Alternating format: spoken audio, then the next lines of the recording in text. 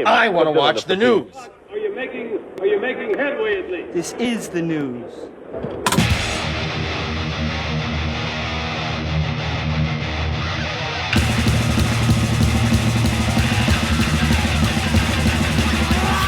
Oh my God, it is time for the only news that matters on Kiss Wednesday. And Kiss has certainly provided us with some of the most iconic album cover images in rock history. You know, like Kiss Alive, Destroyer, Love Gun, and certainly their 1975 effort, Dress to Kill, which features a black and white photo of the band with the greatest lineup Kiss ever had. I'm reading this off Science.com, by the way. Standing on a New York street corner and sporting their trademark makeup, but instead of wearing their expected stage costumes, they are dressed up like businessmen. However, it turned out that the photo was not taken originally with the thought of it being the album cover, but rather a part of a photo session for a comic strip that Cream magazine was working on, which focused on Kiss entering a phone booth in their suits and then emerging in their costumes, you know, like Clark Kent turning into Superman. And legendary rock photographer Bob Gruen was the man behind the image, which was snapped on Saturday, October 26, 1974, just 4 days after the release of the sophomore album, Hotter Than Hell. The picture was taken on the corner of West 23rd Street and 8th Avenue in New York City. While recently being interviewed by Metal Mayhem, he explained the story behind the image that accompanied the Dress to Kill album cover. He said, "We were in the subway. We took one picture where they're gonna go into a phone booth, pulling off their coats and ties. And then we actually went to a different subway because I didn't want the picture to go backwards in the page. I wanted them to run into the phone booth and then run out at the same direction so that they weren't running toward themselves." According to Gruen, the first photo shoot was snapped in the 23rd Street station, and the second one was snapped in the 14th Street station. Then the now famous photo was shot as we came out of the subway. I said, "Why don't you stand over there near the lamppost? Let's take a couple of those pictures." We had no thought that it was going to be on the album cover. It was just part of the comic book. The photographer also recalled that it is his clothes, not the then Kiss manager Bella Coyne, as it's been long rumored. He said 2 of the members of Kiss were wearing his clothes. He says, "If you look at the suits, Gene is wearing my suit, which is why it's 3 times too small for him. And he's wearing my wife's clogs, which is why his feet look like a monster. He looked like he got hooves inside his feet. Ace is also wearing my suit and my shoes. Had I known how much they'd be worth, I would have never given them away to Goodwill 40 years ago. I remember the white shoes. They had a stain on them and I wasn't going to wear them, so I gave them away." Gruen has taken classic photos from a variety of rockers over the years, including Led Zeppelin, David Bowie, Sex Pistols, but probably his most iconic photo is of John Lennon. The classic photo of John Lennon in a New York City t-shirt. And I didn't know none of this, and I'm a Kiss geek, nerd, whatever, but I'm sure some of you nerds out there know all this stuff. I had no idea this guy took the same picture of John Lennon, and it is an iconic picture, and I gotta say that I gotta go there and take a picture. I was in New York City for a day a couple years ago, and I had to pick one or the other. Either I go to that corner and take a picture of the Dress to Kill, or I go stand in front of my all-time favorite Led Zeppelin album. So I picked that one. And yes, Keith Richards and Mick Jagger always sat on those stairways on the Waiting for a Friend video. An awesome song, Waiting for a Friend. So yeah, Dressed to Kill, an album I listened to probably the most.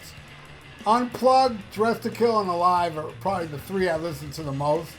And should I rank the 10 songs on Dressed to Kill from my least favorite to favorite? Should I? Okay, I don't hear none of you that are saying no. All I hear are a bunch of yeses. So here we go at number 10.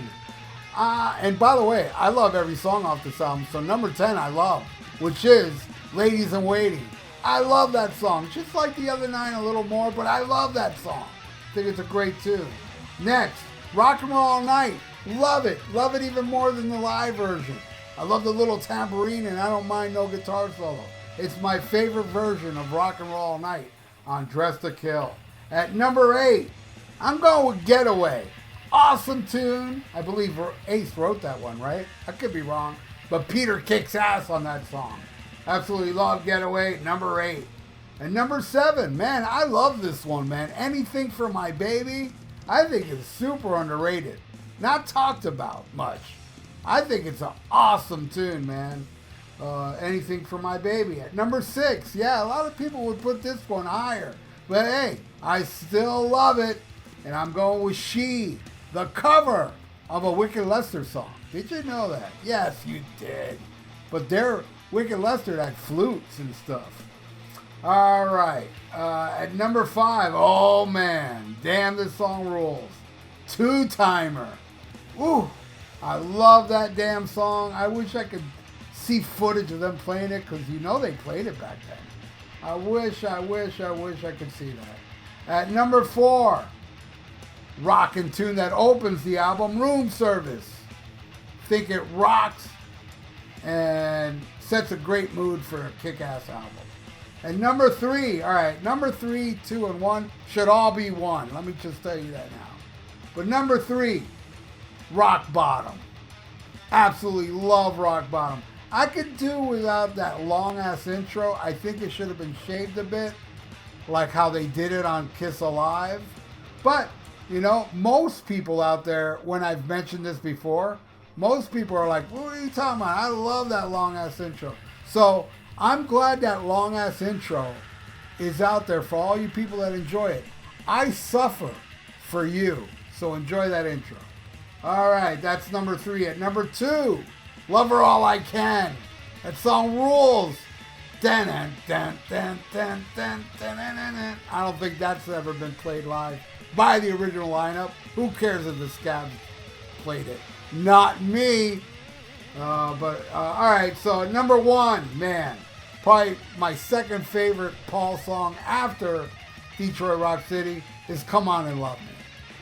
Awesome tune. Absolutely love the hell out of that song. It's just, to me, like a perfect tune. When I heard Paul Stanley said in an interview, I don't know, 3-4 years ago, that today he couldn't write Come On and Love Me. And I'm like, that's a shame, man, because that song rules. And I will say it again, Paul Stanley, to me, is the best songwriter in Kiss. That's why I was disappointed by his solo album, because, man, all your great stuff, and you do the solo album that most people love, and I will sacrifice my hate for that album for all you to love it. And because I don't like the solo album except for Tonight You Belong to Me, and It's Alright. I think the rest is garbage. But, hey, I'm suffering, and all you Paul Stanley are loving that mediocre stuff. So more power to you all. And I gotta say that I really do appreciate each and every one of you that are watching The Only News That Matters. I hope that you are subscribed to my channel, and that you press the little notification bell when you subscribe. If you haven't, please do that. And leave your comments below what you feel about, this Dressed to Kill album. And, did you know all these crazy stories I didn't know? I'm sure some of you do.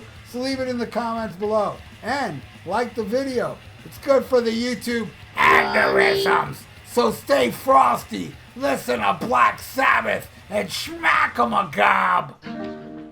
Farewell and adieu to you fair Spanish ladies. Farewell and adieu, you ladies of Spain. Spain. For we've received orders for to sail back to Boston. And so nevermore shall we see you again.